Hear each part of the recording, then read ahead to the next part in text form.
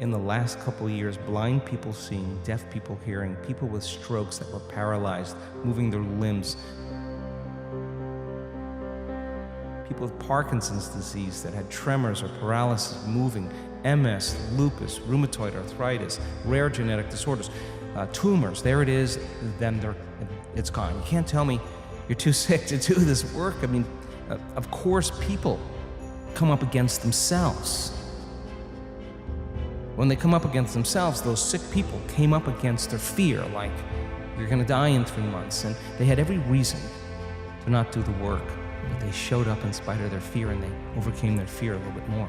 There were people that had self-doubt, and their condition was getting worse, and their family was worried about them. They could have doubted and said, I give up. But they showed up for themselves again, and they overcame their doubt a little bit more. Sometimes a shortcut in the process, if we really learn and we really get it. But the trial and error is so important, because not only is the person earning the right to be wealthy, but they're earning the right to live in worthiness, worthy to receive. Learn the formula on how to heal, and the healing will be the side effect of it. If you're obsessing about why am I not healed, you're still the old person. You're gonna become that person every day, right?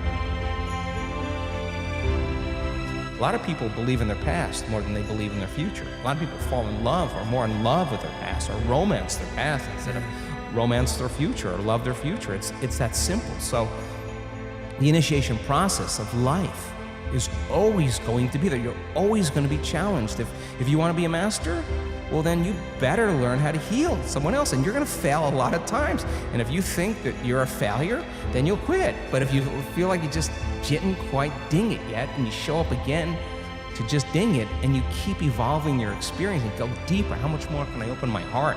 How much more can I surrender into this infinite field? How much more can I become? Can I walk as it with my eyes open? People do meditations, and they have great meditations, me included. And then you get up, you open your eyes, and you're back in the program. They said, my MS, my rheumatoid, and my lupus never went away. And I had great meditations. I felt better. And then I realized with my eyes open, I was still that person. And now, next level. They're in the game, catching themselves, catching how they speak.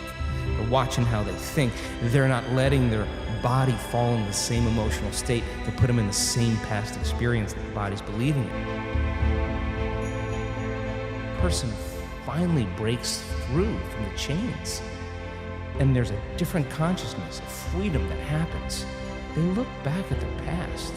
They want to change one thing in their past because it brought them to that present moment. That's the path no longer existing. That's the freedom. So is it worth the effort? Yeah, it's no longer about healing. It's no longer about abundance. It's about who you're becoming, right? That's what it's about. That want to be healed, and they live in fear. That fear has to be addressed. I mean, and it's not easy because it's hardwired deep in the limbic brain. It's just a safety net. It's a mechanism. So then imagine being in the unknown. The instinct in the unknown is it's a scary place. Wow, imagine not having a body. And we practice lingering without a body in an infinite space, and without a name, without a face, without a culture, without a job, without a social security number, without a disease, without a diet, just as an awareness. You practice that.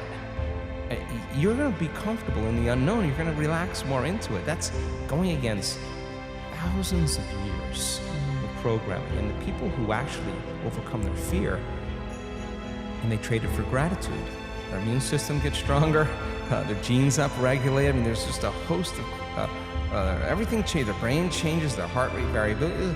They feel differently, and it's being measured. And some of these people, we're measuring this now in our events. One of our scientists said, I ran this 3 times. The virus that we exposed the cell to in advanced meditators does not enter the cell. It's outside the cell. The virus in novice meditators, some of it's in the cell, some of it's outside. Controls all the viruses in the cell. There's an immunity. So when the person's less reactionary to their environment, there's less of response that weakens them, they're less of a victim to their environment, then they're less of a victim to their environment. Large scale, small scale, the body has a greater immunity to whatever it is. And that's the truth. That is the truth. We're measuring that. So you never know the outcome when a person really catches that thought that leads to the same choice, that leads to the same behavior, that creates the same experience, that produces the same emotion, that discomfort, that unpredictability, that uncertainty. That's the side effect of leaving the known. That's what change is about, and learning how to be comfortable in it. And instead of just white knuckling it, go, oh, I have some tools to self-regulate. I'm in fear. Oh, excuse me. And you excuse yourself and you change that. And then you're there. And then here comes the fear again. Excuse me. And I always say, if not now, when? Now is the new later. Like, don't wait. And so the person who's no longer about healing their disease, it's about overcoming their fear. Their attention is off their disease, and their identity is changing because we're not identifying with it anymore. Now they're looking at something right in the face, and now once they're engaged, they're showing up every day, just like a workout. There's pain involved. You can move through it a little bit more, and the volume is lowered, and their response to people and circumstances are different. And then they know they're changing because people say to them, something about you is different. Hey, what is it? You get work done? Are you on a new medication? Because their memory of them is different. They're out of phase. We don't see things how they are. We see things how we are. So we fill in reality based on memory, and all of a sudden the person's out of phase. They're not remembering them that way. They're in the unknown, and it's obvious. And then all of a sudden, people get raises, and they get all these great things going on. Why? Because they're leading by example. It's not what they're saying; it's who they are, and they're less responsive, and they have more patience, and they're practicing being in their heart. And when they're in their heart, they're more patient, they're more kind, they're more loving, they're more giving, and you can't create a future without putting your heart into it. And if you're throwing your heart into your future, it better be activated and coherent. And so we measure that stuff because it becomes a science, and that is the language of mysticism now. When a person can let their body be in a light state of sleep and feel so safe that you can finally let go and surrender, the body is sleeping, but the mind is awake. And now the door between the conscious mind and the subconscious mind is wide open. If they can regulate and stay there, something amazing happens. There is a release of energy from the body, and their brain goes into a very, very super coherent state of gamma. That's taking place is ecstasy. That arousal is bliss. It is the most familiar, unfamiliar feeling that people ever have. And that memory then, that the person has, that is so profoundly different than the feeling of success, the feeling of wealth, the feeling of orgasm or love or whatever. This is a new one, and it's a thrill. And the person notices a dramatic change in their inner state. And with that experience comes a very lucid picture, a very profound insight, a download of information. That's the moment then. The body many times rewrites the biological program. Energy is informing matter, and the autonomic nervous system is regulating.